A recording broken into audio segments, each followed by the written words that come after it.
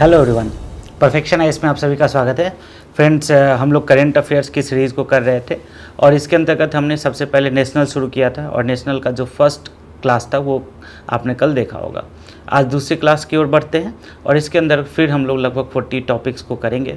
इसके अंतर्गत अभी हमने नेशनल शुरू किया है एंड आई होप आपने जो भी टॉपिक्स में उसको रिवाइज़ कर लिया होगा और आज के टॉपिक्स को हम लोग आज शुरू करते हैं। ठीक है, तो सबसे पहला जो टॉपिक है वो है युगे युगीन भारत का राष्ट्रीय संग्रहालय। तो जो सबसे पहला प्रश्न उठता है कि आपसे पूछा जा सकता है कि युगे युगीन क्या है। तो युगे युगीन क्या है? एक राष्ट्रीय संग्रहालय है। दूसरा ये क्वेश्चन राइज हो सकता है कि ये राष्ट्रीय संग्रहालय क्यों बनाया गया है। तो ये राष्ट्रीय संग्रहालय देखेंगे कि भारत की जो समृद्ध सांस्कृतिक विरासत है, उस विरासत को प्रदर्शित करने के लिए ये राष्ट्रीय संग्रहालय बनाया गया है। ठीक है, और तीसरा प्रश्न ये उठ सकता है कि इस संग्रहालय को कहाँ पे बनाया गया है। तो इस संग्रहालय को केंद्रीय सचिवालय परिसर के अंदर उत्तर और दक्षिण ब्लॉक में बनाया गया है। ये जो युगे युगीन है ये एक संस्कृत शब्द है, ठीक है, जिसका अर्थ होता है कि भारत जो है वो क्या है, शाश्वत है। ठीक है, और लगभग 1.17 लाख किलोमीटर स्क्वायर वर्ग में ये फैला हुआ है। ठीक है, अच्छा एक बात और आप लोगों से बोलना था कि कुछ लोगों की क्वेरी थी कि आप लोग इसमें पूरे तरीके से देख नहीं पाते हैं। तो मैं आप लोगों को बता दूं कि इसके नीचे PDF अटैच होता है। जो भी आपके वीडियोज़ होते हैं उसके नीचे PDF अटैच होता है। तो आप उस PDF के थ्रू भी आपको जो भी टॉपिक्स अगर देखने में दिक्कत हो तो आप उस PDF के थ्रू भी इन चीज़ों को पढ़ सकते हैं। तो नेक्स्ट टॉपिक की ओर आगे बढ़ते हैं। नेक्स्ट टॉपिक जो है वो क्या बोलते हैं? सक्षम प्लेटफॉर्म। ठीक है, प्लेटफॉर्म का नाम याद रखेंगे। ठीक है, एक प्लेटफॉर्म है, ऐप है जिसका क्या नाम है? सक्षम प्लेटफॉर्म। तो ये जो है इसे किसके द्वारा लॉन्च किया गया है? तो देखोगे national institute of health and family welfare. पहले तो ये याद रखेंगे कि किसके द्वारा लॉन्च किया गया है। तो national institute of health and family welfare. और इसका जो उद्देश्य है वो उद्देश्य क्या है? तो भारत में जो भी स्वास्थ्य पेशेवर हैं, जो भी स्वास्थ्य से संबंधित क्रियाकलापों में लगे हुए हैं, सम्मिलित लोग हैं, उनके बीच चिकित्सा, शिक्षा और प्रशिक्षण, ठीक है, चिकित्सा को बढ़ावा देना, उनका बेसिकली वैल्यू एडिशन करना, उनके नॉलेज को इन्हेंस करना, ये सारा इसका वर्क है। तो चिकित्सा, शिक्षा और प्रशिक्षण, इन सभी को बढ़ावा देना ये किस प्लेटफॉर्म का उद्देश्य है? सक्षम प्लेटफॉर्म का उद्देश्य। याद रहेगा सभी को। तो ये प्लेटफॉर्म का नाम है सक्षम प्लेटफॉर्म और इसे किसके द्वारा लॉन्च किया गया है? National institute of health and family welfare. याद रहेगा सभी को, national institute of health and family welfare. और जो स्वास्थ्य पेशेवर हैं उनके बीच प्रशिक्षण को और शिक्षा को क्या करना है? बढ़ावा देना है। नेक्स्ट काफ़ी इंपॉर्टेंट टॉपिक है, इसको हम लोग बोलते हैं पॉड टैक्सी। ठीक है, तो ये जो पॉड टैक्सी है ये लॉन्च किसके द्वारा किया गया है? तो याद रखेंगे कि ये लॉन्च किया गया है यमुना प्राधिकरण के द्वारा। और सबसे पहली बात कि ये भारत की पहली पॉड टैक्सी परियोजना होगी।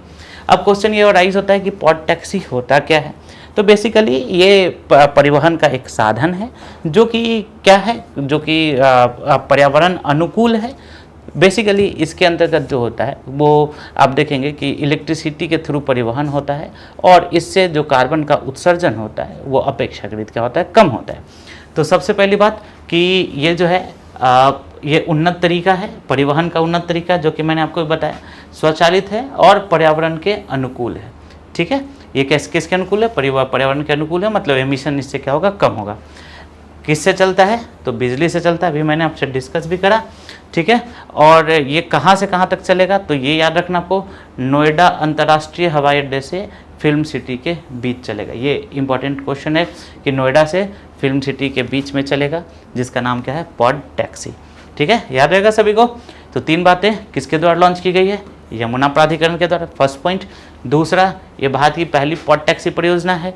तीसरा पॉइंट कि होता क्या है? तो यह एक उन्नत तरीका है, परिवहन का स्वचालित तरीका है और पर्यावरण अनुकूल तरीका है। और ये चलेगा कहाँ से कहाँ तक? तो नोएडा से लेकर फिल्म सिटी के बीच इसे चलाया जाएगा। नेक्स्ट टॉपिक की ओर आगे बढ़ते हैं। तो नेक्स्ट टॉपिक जो बोलता है वो बोलता है थैलेसीमिया बाल सेवा योजना। तो सबसे पहली बात समझेंगे कि आप लोगों ने पढ़ा होगा कॉर्पोरेट सोशल रिस्पॉन्सिबिलिटी, CSR के बारे में। ठीक है, तो है ना। तो CSR क्या होता है कि कई सारी कंपनीज का जो एक सामाजिक उत्तरदायित्व होता है, उस सामाजिक उत्तरदायित्व को करना वो चाहते हैं, करते हैं। तो ये बेसिकली कोल इंडिया लिमिटेड, जो कि बहुत बड़ी कंपनी आपको पता होगा, CIL, ठीक है, और इनके द्वारा इस बाल सेवा थैलेसीमिया बाल सेवा योजना को क्या किया गया है, थैलेसी बाल सेवा योजना पहल का समर्थन किया जा रहा है, जिससे कि जो बच्चों के बीच में जो थैलेसीमिया नामक बीमारी है उसको कम करने की पहल की गई है। ठीक है, नेक्स्ट बढ़ेंगे आगे कि चंडीगढ़ वायुसेना विरासत केंद्र। ठीक है, सबसे पहली बात तो कि आपसे ये प्रश्न पूछा जा सकता है कि वायुसेना विरासत केंद्र कहाँ पे स्थापित किया गया है, तो कहाँ स्थापित किया गया है, पहला पॉइंट चंडीगढ़ में। याद रहेगा सभी को कि स्थापित कहाँ पे किया गया, चंडीगढ़ द्वारा में किया गया है। और इसमें वर्क किसके किसके द्वारा किया जा रहा है, तो चंडीगढ़ के द्वारा, और दूसरा इंडियन एयरफोर्स के द्वारा। ठीक है, अब समझो इसमें क्या है कि जो चंडीगढ़ है वो इस केंद्र का क्या करेगा, रख रखाव करेगा। वायुसेना विरासत केंद्र का रख रखाव कौन करेगा, चंडीगढ़ करेगा। और भारतीय वायुसेना क्या करेगा, हथियार और उपकरण को प्रदान करेगा, कौन, भारतीय वायुसेना।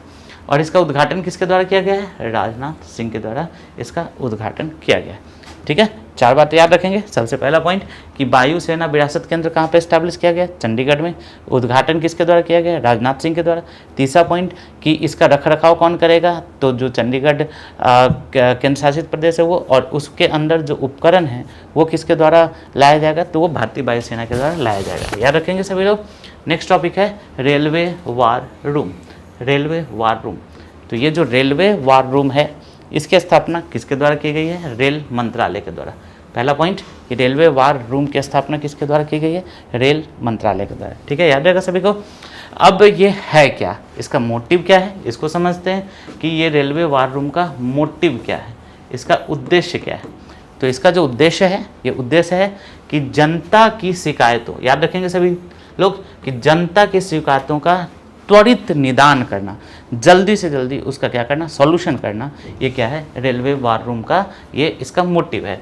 ठीक है, और जो कि रेलवेज में कई सारी समस्याएं होती हैं जनता को, तो उसका ये त्वरित निदान करना चाहते हैं। ये जो संचार सुविधाओं से लैस होगा, नवीनतम संचार सुविधाओं से। ठीक है, कि उस वार रूम में चाहे तो जनता तुरंत ही अपनी जो प्रॉब्लम्स है उन प्रॉब्लम्स को शेयर कर सकते हैं, और ये उन प्रॉब्लम्स को एज सुन एज पॉसिबल ये उन प्रॉब्लम्स को क्या करेंगे, सॉल्व करने की कोशिश करेंगे। ठीक है, याद रहेगा सभी को, है ना। और ये दिल्ली में इस्टेब्लिश किया गया है, दिल्ली में रेल मंत्रालय में इसे नया वार रूम स्थापित किया गया है। ठीक है, और सबसे पहले जो शिकायत को प्राप्त करेगा वो कौन प्राप्त करेगा, आरपीएफ अधिकारी। ठीक है, और फिर वो तेज़ी से जो भी संबंधित डिपार्टमेंट होंगे उन संबंधित डिपार्टमेंट को भेजा जाएगा और उसको जल्दी से जल्दी सॉल्व करने का प्रयास किया जाएगा। तो रेलवे वार रूम किसके द्वारा इस्टेब्लिश किया गया है, तो रेल मंत्रालय के द्वारा। और क्यों इस्टेब्लिश किया गया है ये याद रखना बहुत ज़रूरी है। तो जनता की शिकायतों के त्वरित निदान हेतु इसे क्या किया गया है, इसे स्थापित किया गया। नेक्स्ट पॉइंट बढ़ते हैं कि बुलंद भारत अभ्यास। ठीक है, बुलंद भारत अभ्यास। तो बुलंद भारत अभ्यास जो है ये इंडियन आर्मी का अभ्यास है, और कहाँ पे किया जा रहा है, सो देखेंगे ये जो है अरुणाचल प्रदेश में, एकदम ईस्टर्न साइड में अरुणाचल प्रदेश में इसका अभ्यास किया जा रहा है, जिसको हम लोग क्या बोलते हैं, बुलंद भारत अभ्यास कहते हैं। आर्टिलरी और इन्फेंट्री की निगरानी और गोलीबारी क्षमताओं का मूल्यांकन इसमें शामिल होगा। ठीक है, नेक्स्ट टॉपिक जो है इसका नाम है प्रोजेक्ट संजय। तो प्रोजेक्ट संजय क्या है, तो भारतीय सेना का जो लक्ष्य है भविष्य के लिए तैयार प्रौद्योगिकी संचालित घातक और चुस्त बल में बदलना है। ठीक है, भारतीय सेना को जो है वो तकनीक से लैस है ना, और जितनी भी नई तकनीकें आ रही हैं उन सभी से उनको प्रशिक्षित होकर और ऐसा एक सेना बनाना है जो कि विश्व में कहीं भी किसी भी समय हमेशा वो तैयार रहे युद्ध को जीतने के लिए। ठीक है, तो इसके लिए, इस विजन के लिए है ना, प्रोजेक्ट संजय लॉन्च किया गया है। और यह जो है यह युद्ध क्षेत्र में निगरानी प्रणाली चेक करना उस पर संबंधित है। तो बेसिकली क्या होगा कि इस प्रोजेक्ट संजय के कारण जो संबंधित अधिकारी हैं वो त्वरित निर्णय लेने में क्या हो सकेंगे, सक्षम हो सकेंगे। तो इसका प्राथमिक उद्देश्य कमांडरों और कर्मचारियों को तेज़ी से निर्णय लेने की समग्र परिचालन चित्र प्रस्तुत करना, उनके सामने सब कुछ उपलब्ध करा के देना है, जिससे कि वो जल्दी से जल्दी क्या कर सकें, अब जल्दी से जल्दी बहुत ही तेज़ी से, बहुत ही तीव्रता से वो क्या कर सकें, निर्णय ले सकें। ठीक है, और इसका जो सिस्टम इंटीग्रेटर यानी कि बनाने वाला, जो हेल्प करने वाला, वो कौन है? भारत इलेक्ट्रॉनिक्स लिमिटेड है। तो प्रोजेक्ट संजय ये क्या है? ये भारतीय वायुसेना का लक्ष्य जो है उसको प्राप्त करने के लिए, उस विजन को प्राप्त करने के लिए प्रोजेक्ट संजय चलाया जा रहा है। नेक्स्ट याद रखेंगे आप लोग, हीट इंडेक्स। तो भारत अपनी जनसंख्या पर गर्मी के प्रभाव को मापने के लिए, ठीक है, आप लोग देख रहे होंगे कि रिसेंट टाइम में काफ़ी ज़्यादा गर्मी बढ़ रही है, तो उसका इम्पैक्ट क्या हो रहा है, उसका सोशल इम्पैक्ट, उसका जो है जलवायु प्रभाव क्या क्या हो रहा है, उन सभी को देखने के लिए ये हीट इंडेक्स निकाला जा रहा है, ठीक है ना। देखो, जब तक हम लोग के बारे में, हम लोग को प्रॉब्लम्स के बारे में पता नहीं होगा, तब तक हम उसका क्या नहीं कर पाएंगे? सॉल्यूशन नहीं कर पाएंगे। तो प्रॉब्लम के बारे में पता करना ये सबसे ज़रूरी है, ठीक है, कि एक्चुअल में प्रॉब्लम कहाँ पे है। तो अगले साल भारत अपनी जनसंख्या पर गर्मी का क्या प्रभाव होगा, उसके लिए हीट इंडेक्स जारी कर रहे हैं। ये भारतीय मौसम विज्ञान द्वारा लॉन्च किया जा रहेगा, ठीक है ना, लॉन्च किया गया है, जो ये गणना करता है कि हवा के तापमान और सापेक्षिक आर्द्रता को ध्यान में रखते हुए कितना गर्मी महसूस हो रहा है, ठीक है। आप लोग समझ पा रहे होंगे, इसको हम लोग कौन सा इंडेक्स कहते हैं? हीट इंडेक्स कहते हैं, ठीक है। और इसमें एक हीट हैजार्ड स्कोर होगा जो हवा और जोखिम की अवधि को एकीकृत करेगा, ठीक है। तो बेसिकली अगर आप लोग देखें हीट इंडेक्स, तो इसमें 2 क्वेश्चन पूछे जाएंगे। जारी कौन करेगा? तो भारतीय मौसम विभाग। और दूसरा, इसका मोटिव क्या है, उद्देश्य क्या है? तो जनसंख्या पर गर्मी के प्रभाव का आकलन करना, ताकि अगले वर्ष या उसके आगे के सीजन्स में उसको सही तरीके से उस प्रॉब्लम का सलूशन किया जा सके। नेक्स्ट टॉपिक की ओर आगे बढ़ते हैं। नेक्स्ट टॉपिक बोलता है कि CU एंड चयन पोर्टल, ठीक है। CU एंड चयन पोर्टल जो है, इसकी जो लॉन्च किया गया है, पहले तो लॉन्च किया गया है UGC के द्वारा। तो पहला पॉइंट याद रखेंगे कि चयन पोर्टल, इसको किसके द्वारा लॉन्च किया गया है? तो UGC के द्वारा लॉन्च किया गया है, ठीक है। और इसको क्यों लॉन्च किया गया है? दूसरा तो ये प्रश्न उठता है कि इसका उद्देश्य क्या है, क्यों इसको लॉन्च किया गया है? तो लॉन्च किया गया है कि केंद्रीय विश्वविद्यालय में नौकरी के अवसर, ध्यान रखेंगे, केंद्रीय विश्वविद्यालय में नौकरी के अवसर की एक समेकित सूची प्रदान करेगा कि कौन से विश्वविद्यालय में कितनी नौकरी के अवसर खाली हैं। आप देख रहे होंगे कि कई सारे विश्वविद्यालय में सीट्स जो हैं वो प्रोफेसर्स की सीट जो है वो खाली हैं, या डिफरेंट डिपार्टमेंट में सीट्स खाली होती है, जिस कारण से जो शिक्षा है वो सही तरीके से सभी लोगों, सभी विद्यार्थियों को नहीं मिल पाती है। इसके अलावा जो कॉलेज का संचालन है वो भी उचित तरीके से नहीं हो पाता है। तो कौन कौन से विश्वविद्यालय में क्या क्या सीट्स बचे हुए हैं, उसका एक हॉलिस्टिक जो रिपोर्ट है वो इसमें मिलेगा, ठीक है। तो वही बोल रहा है, और वही बोल रहा है कि केंद्रीय विश्वविद्यालय में लगभग स्वीकृत पदों के लगभग 31% सीट अभी भी खाली हैं, ठीक है। तो ये चयन पोर्टल की शुरुआत जो है की गई है। तो बेसिकली भर्ती प्रक्रिया में एक फास्ट ट्रैक करके तेज़ी से क्या किया जाए, भर्ती प्रक्रिया को पूर्ण किया जाए, फास्ट ट्रैक करके इस समस्या का समाधान किया जा सकेगा। पहले क्या होता था कि नौकरी वगैरह का आवेदन वगैरह देना होता था, बड़ा टाइम लग जाता था। तो ये है। नेक्स्ट है यंग लीडर्स प्रोग्राम। तो यंग लीडर्स प्रोग्राम जो है देखेंगे कि इसे फ्रांस इंडिया फाउंडेशन के द्वारा लॉन्च किया गया यंग लीडर प्रोग्राम। सबसे पहला पॉइंट तो यही उठता है कि किसके द्वारा इसको लॉन्च किया गया। तो लॉन्च किसके द्वारा किया गया? फ्रांस इंडिया फाउंडेशन के द्वारा लॉन्च किया गया है। और इसका जो है, ये जो फाउंडेशन है, इसका एक उद्देश्य है कि भारत और फ्रांस के युवा नेताओं के बीच एक अच्छा संवाद किया जाए, एक पॉजिटिव कम्युनिकेशन किया जाए, सार्थक संवाद किया जाए, है ना। उसी के लिए ये यंग लीडर्स प्रोग्राम शुरू किया गया है। यह विदेश मंत्रालय और फ्रांस के विदेश मंत्रालय दोनों का इसको समर्थन प्राप्त होता है। लॉन्च किसके द्वारा किया जाता है? फ्रांस इंडिया फाउंडेशन के द्वारा किया जाता है।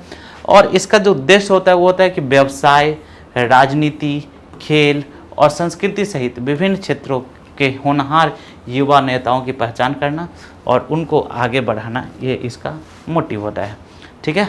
और फर्स्ट अभी इससे शुरू किया गया और इसमें 25 युवा नेता भारत और फ्रांस के थे।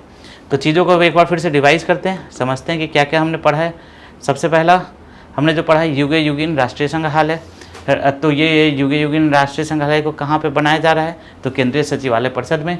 और ये क्या है कि भारत की समृद्ध सांस्कृतिक विरासत को प्रदर्शित करता है। याद आएगा सभी को? नेक्स्ट टॉपिक की ओर आगे बढ़ते हैं। सक्षम प्लेटफॉर्म तो national institute of health and family welfare के द्वारा लॉन्च किया गया है और इसका मोटिव जो है स्वास्थ्य पेशेवरों के बीच शिक्षा, चिकित्सा और प्रशिक्षण को बढ़ावा देना है। थर्ड जो पॉइंट है वो पॉड टैक्सी किसके द्वारा लॉन्च किया गया है? यमुना प्राधिकरण के द्वारा। परिवहन का ये तरीका है स्वचालित है और पर्यावरण के अनुकूल है, बिजली से चलता है और कहाँ से कहाँ के बीच में चलेगा? तो नोएडा से लेकर फिल्म सिटी के बीच में चलेगा। नेक्स्ट है थैलेसीमिया, तो किसने अपने CSR के अंदर इसको शामिल किया है? तो कोल इंडिया लिमिटेड ने। नेक्स्ट वायु सेना विरासत केंद्र, तो ये जो वायु सेना विरासत केंद्र है ये चंडीगढ़ में स्थापित किया गया है। किसके द्वारा उद्घाटन किया गया? राजनाथ सिंह के द्वारा। और इसका रख रखाव कौन करेगा? चंडीगढ़ सरकार करेगी। और उसके लिए जो हथियार और उपकरण जो विरासत केंद्र में है वो कौन देगा? तो इंडियन एयरफोर्स देगा। ठीक है। नेक्स्ट है रेलवे वार रूम क्यों है? जनता की शिकायतों के त्वरित निदान के लिए है। ठीक है। नेक्स्ट टॉपिक बुलंद भारत अभ्यास इंडियन आर्मी का है और कहाँ पे है? अरुणाचल प्रदेश में शुरू किया गया है। प्रोजेक्ट संजय क्या है? तो फ्यूचर में क्या करना? फ्यूचर में भारतीय सेना को और सशक्त बनाना, तकनीक से लैस करना, उसके लिए शुरू किया गया है।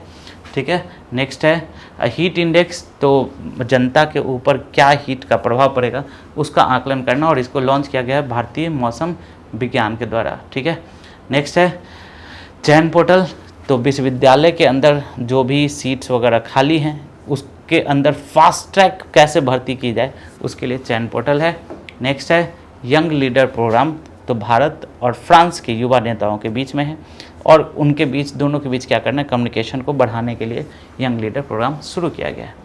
नेक्स्ट देखेंगे स्मार्ट सिटीज़ मिशन, तो स्मार्ट सिटीज़ मिशन का जो टाइम है वो टाइम जो है जून 2024 तक के लिए बढ़ा दिया गया है। आपको पता होगा कि पहले इस मिशन को जून 2023 तक पूरा किया जाना था, लेकिन अभी इसमें 1 साल की बढ़ोतरी की गई है और इसे कब तक पूरा करना है? जून 2024 तक पूरा करना है। आप देखेंगे तो लगभग 50 शहरों ने 75% जो भी परियोजनाएं थी उन परियोजनाओं को क्या कर लिया है? पूरा कर लिया है। ठीक है। तो अभी काम हो रहा है धीरे धीरे, लेकिन इसका टाइमलाइन जो है वो क्या कर दिया गया? बढ़ा दिया गया है। नेक्स्ट आगे बढ़ते हैं।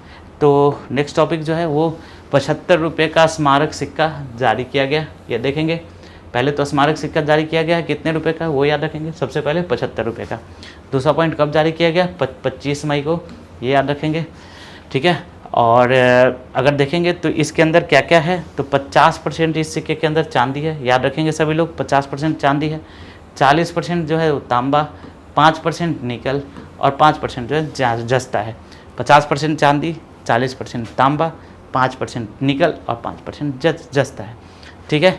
और इसके अग्रभाग में देखेंगे तो अशोक स्तंभ का सिंह शीर्ष है। ठीक है। इसके नीचे देखेंगे तो सत्यमेव जयते लिखा हुआ है और इसके देखेंगे बाईं ओर तो भारत लिखा हुआ है देवनागरी में और दाहिनी परिधि पे देखेंगे तो इंडिया शब्द अंकित है। ठीक है। तो ये 4 बातें याद रखेंगे कि कितने रुपए का सिक्का लॉन्च किया गया? 75 रुपीज़ का। कब लॉन्च किया गया? 25 मई को। 50% चांदी, 40% तांबा, 5% निकल, 5% जस्ता। क्या क्या लिखा हुआ है? नीचे सत्यमेव जयते लिखा हुआ है, बाईं परिधि पर जो है वो भारत लिखा हुआ है और दाईं परिधि पर इंडिया लिखा हुआ है। ठीक है। आगे बढ़ते हैं। एक वायरस है जिसका नाम दाम है। ये वायरस ने क्या किया? ये एंड्रॉयड फ़ोन को टारगेट करता है और इसके बारे में केंद्र सरकार ने चेतावनी जारी की है, तो ये थोड़ा सा देख लेना है। नेक्स्ट है SPG, नाम तो आपने सुना होगा, स्पेशल प्रोटेक्शन ग्रुप। तो ये जो SPG होती है वो क्या करती हैं कि आप देखेंगे कि ये पूर्व प्रधानमंत्री और उनके परिवारों को ये क्या करती है? सुरक्षा प्रदान करती है। एक विशेष बल है और इसकी स्थापना 1985 में की गई थी, जिस समय माननीय प्रधानमंत्री श्रीमती इंदिरा गांधी जी की हत्या कर दी गई थी। उस समय के बाद इसकी स्थापना की गई थी और तब से SPG जो है वो शीर्ष नेताओं की सुरक्षा को सुनिश्चित करता है कि शीर्ष नेता सुरक्षित हैं। अब नए नियमों के तहत SPG का जो नेतृत्व है भारतीय पुलिस सेवा IPS से अतिरिक्त महानिदेशक पद के अधिकारी जो करेंगे वो इसका नेतृत्व करेंगे। ठीक है, याद रहेगा। तो स्थापना इसकी की गई थी 1985 में, है ना। और इसमें क्या है कि अभी वर्तमान में क्या परिवर्तन हुआ है कि भारतीय पुलिस सेवा के अतिरिक्त महानिदेशक पद के अधिकारी जो हैं वो अब इसका स्पेशल प्रोटेक्शन ग्रुप का क्या करेंगे? सुरक्षा का आप क्या करेंगे, उनके नेतृत्व में इसे चलाया जाएगा। नेक्स्ट है उड़ान 5.1। आपने उड़ान के बारे में ज़रूर सुना होगा। उड़ान एक परियोजना थी जो कि कनेक्टिविटी बढ़ाने के लिए थी, जिसका फुल फॉर्म था उड़े देश का आम नागरिक, है ना। तो अभी उसका नया वर्जन शुरू किया गया है और 5.1 इसमें क्या है कि हेलीकॉप्टरों के माध्यम से अंतिम मील कनेक्टिविटी, प्रत्येक व्यक्ति को अंतिम एकदम दूर दराज के इलाकों में रह रहे व्यक्तियों को भी क्या करना है, कनेक्ट करना है, जिसको हम लोग क्या बोलते हैं उड़ान 5.1 है। और ये भी हेलीकॉप्टरों के माध्यम से किया जाएगा। ठीक है, जब कनेक्टिविटी होगी तो निश्चित रूप से हेलीकॉप्टरों का जब उपयोग होगा, कनेक्टिविटी होगी, तो उससे सभी लोग जो होंगे वो विकास की मुख्य धारा में जुड़ेंगे, जिसको हम लोग क्या कहेंगे, समावेशी विकास कहेंगे। ठीक है, और बेसिकली जो सबसे अंतिम मील कनेक्टिविटी का मतलब क्या होता है कि जो सबसे दुर्गम क्षेत्र हैं, सबसे लास्ट क्षेत्र हैं, उस दुर्गम क्षेत्र तक भी जो कनेक्टिविटी है वो कनेक्टिविटी में क्या होगी, वृद्धि होगी। ठीक है, और नेक्स्ट जो है पेटाफ्लॉप सुपर कंप्यूटर, तो अभी 18 नया लाया गया है। और ये बेसिकली क्यों लाया जा रहा है, तो मौसम के पूर्वानुमान के लिए लाया जा रहा है, याद रखेंगे। नेक्स्ट है सेंगोल, बड़ा इंपॉर्टेंट है सेंगोल, और ये VVI इसको लिखेंगे। और ये क्या है कि जब संसद भवन का उद्घाटन हुआ तो एक महत्वपूर्ण वस्तु जिसे सेंगोल राजदंड कहा जाता है, ठीक है, उसे स्थापित किया गया है। ये काफ़ी इम्पॉर्टेंट है क्योंकि जब भारत के पहले प्रधानमंत्री को ये ब्रिटिश उपनिवेशिक शासन के सत्ता हस्तांतरण के लिए एक संकेत के रूप में दिया गया था। ये अगर शब्द देखेंगे सेंगोल, तो एक जो तमिल शब्द है सेम्मई, उससे ये उत्पन्न है। और ये बेसिकली शक्ति और अधिकार के अवतार का प्रतिनिधित्व करता है कि यह एक प्रतीक है, कि शक्ति का प्रतीक है, अधिकार का प्रतीक है ना। और इसको सी राजागोपालाचारी ने उस समय जब ब्रिटिश उपनिवेशिक शासन का अधिकार सौंपा गया था, तो इसके उपयोग का उन्होंने सुझाव दिया था। ये चोल वंश की परंपरा रही है, ये भी आपसे क्वेश्चन पूछा जा सकता है। तो इसी तरीके के समारोह में प्रेरित होकर राजाओं के बीच सत्ता का हस्तांतरण होता था। ठीक है, तो इसलिए जो राजगोपालाचारी जी थे उनका मानना था कि सेंगोल जो होगा भारत के लिए एक उपयुक्त प्रतीक होगा। ठीक है, और इसको बनाया गया है चेन्नई स्थित ज्वेलर्स बिमुद्दी बंगारू चट्टी ने इस प्रतीक चिन्ह को तैयार किया है, याद रखेंगे, बिमुद्दी बंगारू चट्टी ने इसे तैयार किया है। और 5 फुट लंबा ये राजदंड है, ठीक है, जिसमें बैल नंदी की राजसी आकृति की विशेषज्ञता थी। ठीक है, ये बेसिकली न्याय के प्रतीक होते हैं। ठीक है, और इस कारण से सेंगोल को यूज़ किया गया है। किस चीज़ के लिए, सेंगोल को हमारे जो नए संसद भवन है उसमें सेंगोल को क्या किया गया है, स्थापित किया गया है। नेक्स्ट है प्रधानमंत्री मोदी को फिजी और पपुआ न्यू गिनी के सर्वोच्च सम्मान से प्रदान किया गया है। ठीक है, कहाँ का, फिजी का और पपुआ न्यू गिनी का, companion of order of Fiji and companion of order of Logohu, ये 2 सम्मान जो है उन्हें प्रदान किए गए। ठीक है, नेक्स्ट है सागर परिक्रमा यात्रा। तो सागर परिक्रमा यात्रा क्या है, इसको समझेंगे। यात्रा का नाम है सागर परिक्रमा यात्रा। तो मछुआरे और जो अन्य हितधारक हैं, मछुआरे हैं और जो अन्य हितधारक हैं, उनके सामने आने वाली चुनौतियों को उनका समाधान करना और उनका आर्थिक उत्थान करना विभिन्न सरकारी योजनाओं के माध्यम से। ठीक है, ये एक ऐसे लोग हैं जो कि काफ़ी पिछड़े हुए लोग हैं, तो उन्हें उनका आर्थिक उत्थान करना, जो विभिन्न प्रकार की जो योजनाएं चल रही हैं, ये इस कार्यक्रम का, ये इस यात्रा का उद्देश्य है। ठीक है, इसका उद्घाटन महाराष्ट्र के रायगढ़ ज़िले में किया गया था, करंजा से। और मतलब बेसिकली अगर आप देखें तो मछुआरे और जो तट के आसपास के जो लोग रह रहे हैं उनके सुरक्षा से ये संबंधित है। नेक्स्ट इसके बाद हम लोग देखेंगे गाज़ियाबाद अलीगढ़ एक्सप्रेसवे के बारे में। ठीक है, तो ये जो गाज़ियाबाद अलीगढ़ एक्सप्रेसवे है क्यों इम्पोर्टेंट है, क्योंकि इसे ना बिटुमिनस कंक्रीट का उपयोग करके बनाया गया है। ठीक है, लगभग 100 किलोमीटर में फैला हुआ है और बिटुमिनस कंक्रीट का उपयोग करके इसको बनाया गया है। और ये जो बिटुमिनस कंक्रीट है ये काफ़ी फेमस है क्योंकि ये लॉन्ग टर्म तक चलता है। और इस एक्सप्रेसवे को लार्सन एंड टार्बो कंपनी जो है, Larsen and turbo limited company के सहयोग से इसका निर्माण किया गया है। तो क्या बोलता है कि गाज़ियाबाद अलीगढ़ एक्सप्रेसवे क्यों अभी फेमस है? क्योंकि अभी बनाया गया है, 100 किलोमीटर का है, बिटुमिनस कंक्रीट के हेल्प से बनाया गया है। और इसमें कंपनी कौन सी कंपनी है? तो लार्सन एंड टार्बो। नेक्स्ट है जोरावर लाइट टैंक, काफ़ी इंपॉर्टेंट है, वेरी इंपॉर्टेंट, ठीक है। और ये लाइट टैंक बना रहा है भारत, किसके हेल्प से? तो DRDO इस कंपनी है, और लार्सन एंड टार्बो, अभी रिसेंट भी आपने सुना होगा, लार्सन टार्बो ने ये लाइट टैंक बना रहा है, ठीक है। और इसका उद्देश्य जो चीन के साथ जो गतिरोध अभी हाल में चल रहे हैं, ठीक है, उसमें भारत की रक्षा क्षमताओं में उन जगहों पे जहाँ पर चीन से गतिरोध चल रहे हैं, उन स्थानों पर भारत की रक्षा क्षमता को क्या करना है? बढ़ावा देना है, भारत की रक्षा क्षमता को स्ट्रॉन्ग करना है, ठीक है ना। और इसे जो है ना, जब इसका परीक्षण हो जाएगा तो इसे लद्दाख सेक्टर में क्या किया जाएगा? इसे तैनात किया जाएगा, ठीक है। तो जोरावर लाइट टैंक याद रहेगा, किसके द्वारा? DRDO के द्वारा, और किसके द्वारा? LNT के द्वारा, ठीक है। और इसका उद्देश्य क्या है? कि भारत की रक्षा क्षमताओं को बढ़ावा देना है, और इसे कहाँ पे तैनात किया जाएगा? लद्दाख सेक्टर में। नेक्स्ट है 75/25 पहल। तो ये पहल है किसका? याद रखेंगे, स्वास्थ्य मंत्रालय का पहल है, ठीक है। पहल का क्या नाम है? 75/25 पहल किसका है? स्वास्थ्य मंत्रालय का। और ये क्या है कि जो भी नॉन कम्युनिकेबल डिजीजेज हैं, ठीक है, उन नॉन कम्युनिकेबल डिजीज, गैर संचारी रोग हैं, उसकी रोकथाम में क्या करना है? क्रांति लाना है, उसकी रोकथाम के लिए उपाय बनाना है, जिसको हम लोग क्या बोलते हैं? 75/25 पहल। ये भी इंपॉर्टेंट है, याद रखेंगे सभी लोग। नेक्स्ट टॉपिक की ओर आगे बढ़ते हैं। नेक्स्ट है कि स्मार्ट सिटी मिशन की, तो ये अभी हमने देख ही लिया था। नेक्स्ट है NTPC और NPCIL के बीच समझौता किया गया। तो अब अभी ऑब्वियस सी बात है कि भारत जो है परमाणु ऊर्जा की ओर रुख कर रहा है।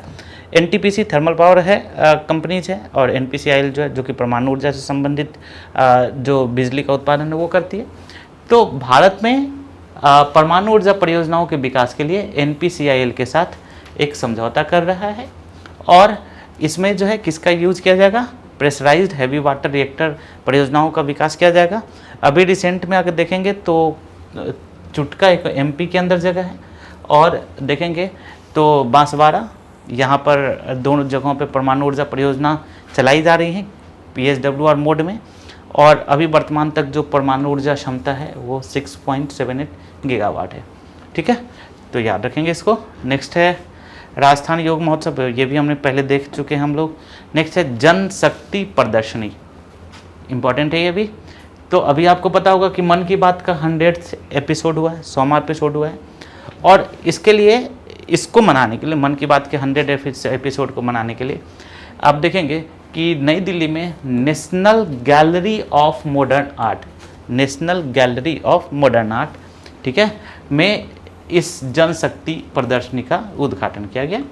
और ये जो प्रदर्शनी है, यह विभिन्न प्रकार के कलाकारों की कलाकृतियों को प्रदर्शित करती है, और इसका जो उद्देश्य है, प्राथमिक उद्देश्य, वो ये था कि मन की बात से प्रेरित कई विषयों पर एक विशिष्ट दृष्टिकोण की पेशकश करते हुए आगंतुकों को आकर्षक और व्यापक अनुभव प्रदान करना। मतलब क्या है कि मन की बात का क्या इम्पैक्ट हुआ है, उसका क्या प्रभाव हुआ है, और इसने कैसे परिदृश्यों को बदला है, इसके बारे में जो आगंतुक हैं, जो वहाँ पर आने वाले लोग हैं, उनको क्या करना है? बताना है। याद रहेगा सभी को। प्रदर्शनी का क्या नाम है? जनशक्ति प्रदर्शनी। आपसे क्या प्रश्न पूछे जा सकते हैं कि 100वें एपिसोड को मनाने के लिए कौन से प्रदर्शनी का आयोजन किया गया? मन की बात के 100वें एपिसोड को मनाने के लिए तो जनशक्ति प्रदर्शनी का। और ये है कहाँ पे इसको किया गया? तो नई दिल्ली में national gallery of modern art में इसका प्रदर्शन किया गया, ठीक है। तो अभी हाल ही में 100वां एपिसोड हुआ है। कब हुआ? 30 अप्रैल को, ठीक है ना। और इसमें कौन से विषय पर फोकस किया गया? तो जल संरक्षण, स्वास्थ्य और कल्याण, शिक्षा और डिजिटल इंडिया, इन सभी पर के मुद्दों पर बात किया गया, और मुख्य रूप से महिला सशक्तिकरण पर बल दिया गया 100वें एपिसोड में। तो आपसे ये प्रश्न पूछा जा सकता है कि 100वें एपिसोड में कब हुआ है? तो 30 अप्रैल को। और इसके लिए कौन सी प्रदर्शनी अपनाई गई है, चलाई गई है? तो प्रदर्शनी का नाम है जनशक्ति प्रदर्शनी। याद हो रहा होगा आप सभी को। नेक्स्ट है ऑपरेशन कावेरी, काफ़ी इंपॉर्टेंट है। तो ऑपरेशन कावेरी जो है वो सूडान में जो भारतीय लोग फंस गए थे, ठीक है, वहाँ पर आपको पता होगा कि वहाँ पर जो वहाँ पे जो आंतरिक प्रदर्शनियाँ चल रही हैं, आंतरिक जो समस्याएं चल रही हैं, उसके कारण भारत के कई सारे नागरिक वहाँ पर फंस गए थे। तो सूडान में, याद रखेंगे ऑपरेशन कावेरी कहाँ से, तो सूडान में फंसे हुए भारतीयों को निकालने के लिए ये चलाया गया है। ठीक है, याद रहेगा सभी को। तो एक C-17 उड़ान चलाई गई थी, उसके बाद INS सुमेधा भी वहाँ से चला है। तो ये सब आपको याद रखना चाहिए। नेक्स्ट है advantage health care India, advantage health care India AHCI। ठीक है, इसे वन अर्थ वन हेल्थ भी कहा जाता है, वन अर्थ वन हेल्थ भी कहा जाता है। ठीक है, तो ये केंद्रीय स्वास्थ्य और परिवार कल्याण मंत्रालय, federation of Indian chambers of commerce and industries के साथ साझेदारी में शुरू किया गया है। और बेसिकली क्यों शुरू किया गया है कि भारत का जो चिकित्सा सेवा है, आपको पता होगा कि भारत में श्रम काफ़ी सस्ता है, तो भारत की जो चिकित्सा सेवा है वो चिकित्सा सेवा काफ़ी सस्ता है। तो इस सस्ते चिकित्सा सेवा को निर्यात करने के लिए, सस्ता भी है और अच्छा भी है, तो इस चिकित्सा सेवा के निर्यात के लिए, उसको प्रोत्साहित करने के लिए, ठीक है, और भारत को एक चिकित्सा हब के रूप में इस्टेब्लिश करने के लिए एडवांटेज हेल्थ केयर इंडिया की शुरुआत की गई है। समझ पा रहे होंगे आप लोग सभी लोग। ठीक है, नेक्स्ट टॉपिक है नागास्त्र। नागास्त्र, तो नागास्त्र जो है 450 से अधिक स्वदेशी नागास्त्र वन का जो है एक अनुबंध पर हस्ताक्षर किया है। तो सबसे पहली बात, तो नागास्त्र वन जो है ये स्वदेशी है। ठीक है, और इसको जो है EEL द्वारा विकसित किया गया है, इकोनॉमिक एक्सप्लोसिव लिमिटेड EEL के द्वारा इसको विकसित किया गया है। ठीक है, और यह एक गेम चेंजर होगा क्योंकि ये पूरी तरीके से भारत में निर्मित है, तो ये मेक इन इंडिया के पहल है, और यह एक मानव रहित हवाई वाहन है। ठीक है, और ये जो है ये काफ़ी ज़्यादा दक्षतापूर्ण है। नेक्स्ट है समावेशी विकास पर कई सारे अभियान लॉन्च किए गए हैं, और उन अभियानों के चेक करने के लिए, ये तो पता ही होगा कि रिसेंट ईयर्स में समावेशी विकास पर सरकार काफ़ी ज़्यादा फोकस कर रही है, सबका साथ सबका विकास के ऊपर। तो उसके लिए समावेशी विकास नामक एक ऐप बनाया गया है, और यह जो है वह इस ऐप पर जो विभिन्न योजनाएं चल रही हैं, उन योजनाओं के लिए सब जनता अपने अनुभव को क्या कर सकते हैं, साझा कर सकते हैं, तस्वीरों को अपलोड कर सकते हैं, बता सकते हैं कि क्या ये जो पहले हैं सरकार के द्वारा जो चलाई जा रही हैं, क्या यह आशा अनुरूप चल रही हैं या नहीं चल रही हैं, इसमें क्या क्या समस्याएं हैं, इन सभी के बारे में इसमें बताया जाएगा। तो ये समावेशी विकास पर कई सारे अभियान लॉन्च किए गए। ठीक है, और नेक्स्ट है कि लोक प्रशासन में उत्कृष्टता के लिए, अच्छा कार्य के लिए प्रधानमंत्री पुरस्कार प्रदान किया गया है। ठीक है, तो यह पुरस्कार लोगों के कल्याण के लिए केंद्र और राज्य सरकार के द्वारा दिया जाता है, और ये इसलिए दिया जाता है कि लोक सेवक जो हैं वो बेहतर शासन प्रदान करें, उनके काम में जवाबदेही हो, पारदर्शिता हो और नवीनता हो।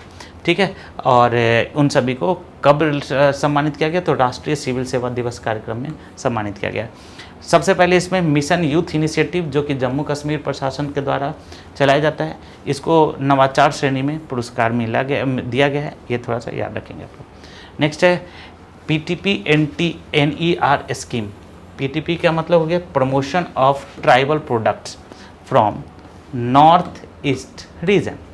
ठीक है ना, तो ये जनजातीय उत्पाद हैं। आप सभी को पता होगा कि जनजातीय जो उत्पाद होते हैं उनकी गुणवत्ता काफ़ी अच्छी होती है, और हैंडीक्राफ्ट्स ज़्यादा होते हैं, लेकिन चूंकि उनका प्रमोशन नहीं होता है, मार्केटिंग अच्छे तरीके से नहीं होता है, इसलिए उन उत्पादों के बारे में जानकारी सभी लोगों को नहीं होती है, और उनको बेहतर कीमत नहीं मिल पाता है, इसलिए वो बेहतर जीवन जीने में वो सक्षम नहीं हो पाते हैं।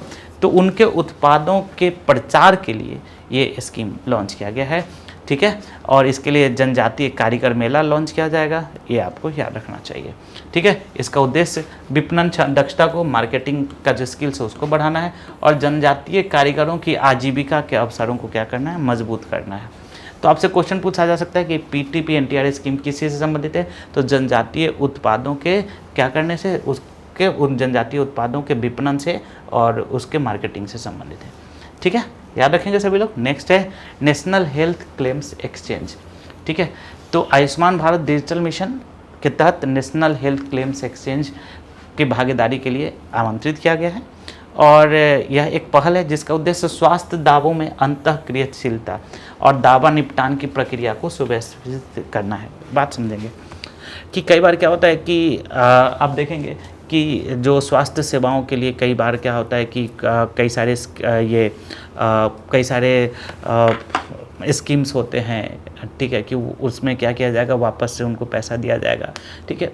तो अब उसमें क्या होता है कि अब पैसा मिलने में काफ़ी टाइम लग जाता है ना। आप लोगों ने सुना होगा कि ये किया जाता है, बीमा इंश्योरेंस वगैरह किया जाता है, तो उसमें काफ़ी टाइम लग जाता है। और जब टाइम ज़्यादा लगेगा तो क्या होगा, कि उसका हेल्प उस व्यक्ति को, पीड़ित व्यक्ति को नहीं मिल पाएगा।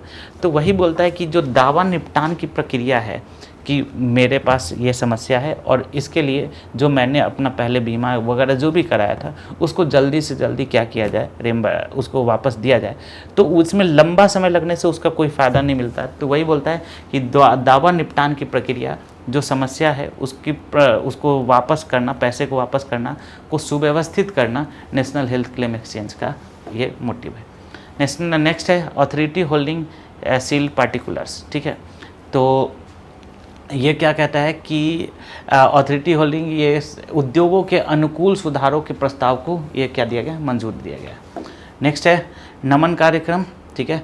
तो national institute of mental health and neuro sciences है और मानव संसाधन का उपयोग करके लक्षित तालुकों की पूरी आबादी के लिए प्रोत्साहक, निवारक और उपचारात्मक पुनर्वास संबंधी देखभाल प्रदान करने, यह है नमन कार्यक्रम का उद्देश्य, ठीक है। नेक्स्ट आप लोग याद रखेंगे कि नेक्स्ट जो टॉपिक है वो है कि वाइब्रेंट विलेज प्रोग्राम, ये याद रखेंगे। वाइब्रेंट विलेज प्रोग्राम ये भी इम्पोर्टेंट है। वाइब्रेंट विलेज प्रोग्राम तो ये जो है किबिथु में शुरू किया गया है, ठीक है। और इसका जो उद्देश्य है ग्रामीण क्षेत्रों को आत्मनिर्भर समुदायों में बदलना, ये बहुत इंपॉर्टेंट है, ध्यान रखेंगे सभी लोग। वाइब्रेंट विलेज प्रोग्राम, तो ग्रामीण क्षेत्र के समुदायों को क्या करना है, आत्मनिर्भर और समृद्ध समुदाय में बदलना, ठीक है। नेक्स्ट है Sagarmala innovation and startup policy का ड्राफ्ट, ठीक है। तो ऑब्वियस सी बात है कि नवाचार और उद्यमशीलता को प्रोत्साहित करने के लिए बंदरगाह, नौवहन और जलमार्ग मंत्रालय ने ड्राफ्ट सागरमाला नवाचार और स्टार्टअप नीति जारी की है, ठीक है। कि इस क्षेत्र में, बंदरगाह के क्षेत्र में, नौका वहन के क्षेत्र में क्या करना है, इनोवेशंस लाना है, क्योंकि जब तक इनोवेशंस नहीं आएगा इसकी प्रोडक्टिविटी ज़्यादा नहीं होगी, ठीक है। तो समुद्री क्षेत्र में स्टार्टअप लॉन्च करना है और अन्य संस्थाओं को विकास के लिए अनुकूल वातावरण बनाना है जिससे सतत विकास हो सके और रोजगार के अवसर क्या हो सके, उपलब्ध हो सके, ठीक है। तो Sagarmala innovation and startup policy किसी से संबंधित है, नवाचार से। ऑब्वियस बात है, इनोवेशन एंड स्टार्टअप है, और कहाँ पर नवाचार से, तो समुद्री क्षेत्र में नवाचार से संबंधित है। नेक्स्ट टॉपिक की ओर आगे बढ़ेंगे। तो स्कूली शिक्षा के लिए राष्ट्रीय पाठ्यक्रम फ्रेमवर्क का ड्राफ्ट जारी किया गया है, ठीक है, कि कैसे होगा स्कूली शिक्षा। और ये जो है राष्ट्रीय पाठ्यक्रम की रूपरेखा जो है, ये एक व्यापक दिशा निर्देश है जो स्कूली शिक्षा के लिए ये फ्रेमवर्क के रूप में काम करती है, ठीक है। ये बहुत इंपॉर्टेंट नहीं था। तो एक और है रैकून स्टीलर, ये भी एक क्या है, ये भी एक वायरस है ना, जिससे कि अर्धसैनिक बलों के फाइल्स पे और आयकर विभाग के भी फाइल्स के ऊपर क्या किया गया था, टारगेट किया गया था। ये इंपॉर्टेंट है। इंडियन जस्टिस रिपोर्ट, ये थोड़ा सा इंपॉर्टेंट है, ध्यान रखेंगे सभी लोग। तो ये इंडियन जस्टिस रिपोर्ट किसके द्वारा लॉन्च किया गया, टाटा ट्रस्ट के द्वारा लॉन्च किया गया, और ये जो है 3rd एडिशन है। और ये जो है ये कई चीज़ों का आकलन करता है, जैसे कि पुलिस, न्यायपालिका, ठीक है, जेल और कानूनी सहायता जैसे चीज़ों पर आकलन करता है। बेसिकली ये कि न्याय का वितरण कैसा है, कैसे, क्या सभी लोगों को न्याय मिल रहा है कि नहीं मिल रहा है, ये न्याय के वितरण का आकलन करने से संबंधित है। इसमें जो 18 बड़े राज्य हैं उसमें कर्नाटक 1st पोजीशन पर रहा कि ये अच्छे तरीके से न्याय प्रदान करता है। तमिलनाडु 2nd पोजीशन पर, बिहार का रैंकिंग जो है वो 16th रहा है, याद रखेंगे। और लास्ट पोजीशन पर जो है वो यूपी रहा है। छोटे राज्यों में जो सबसे फर्स्ट पोजीशन पर है वो सिक्किम, और लास्ट पोजीशन पर है गोवा, सॉरी। तो आप लोग ध्यान रखेंगे, ये हमने अभी आज के लेक्चर के अंदर इन टॉपिक्स को कवर करा है। आई होप आप सभी लोग रिवाइज कर रहे होंगे, पढ़ रहे होंगे। और करेंट अफेयर्स जो है एक बहुत ही इंपॉर्टेंट सेक्शन है, आप देखेंगे तो लगभग 30 क्वेश्चंस का राउंड आते हैं, और अगर आप थोड़ा सा फोकस करेंगे तो मैक्सिमम क्वेश्चंस को आप सॉल्व करने में सक्षम हो पाएंगे। तो all the best to all the aspirant, आप लोग पढ़ते रहें। एकदम लास्ट बहुत ही कम समय बचा हुआ है ना, एकदम अंतिम घड़ी है। इस घड़ी में अपना पूरा एनर्जी, पूरी दक्षता, पूरी क्षमता को लगा दें, निश्चित रूप से आप लोग सफल होंगे। Thank you very much.